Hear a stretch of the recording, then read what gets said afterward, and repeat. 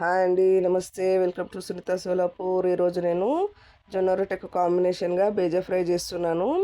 బేజా మంచిగా కడిగి ఎర్రచారలన్నీ రక్తం చారలు ఉంటాయండి, అవన్నీ తీసేసి ఒక జాలీలో వేసుకోవాలి. నీరు ఉండకూడదు, నీరుంటే నీచు వాసన వస్తుంది.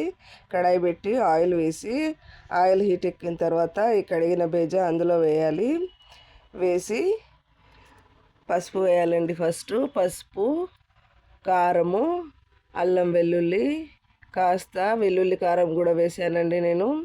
నల్ల కారము, మసాలా, ఉప్పు అన్నీ ఇప్పుడే వేసాను. వేసిన తర్వాత ఎక్కువ కదపకూడదండి. ఒక్కసారిగా ఇలా చేసి రిటర్న్ చేసి మూత పెట్టి ఒక 2 మినిట్స్ అయిన తర్వాత అది మొత్తం ఉడుకుతుందండి. అప్పుడు కలుపుకోవాలి. ఫస్టే కలిపితే అంతా చిట్లిపోయి టేస్టీగా రాదు. బేజా రెడీ. మీకు మా వీడియో నచ్చినట్టయితే సబ్స్క్రైబ్ చేయండి, లైక్ చేయండి.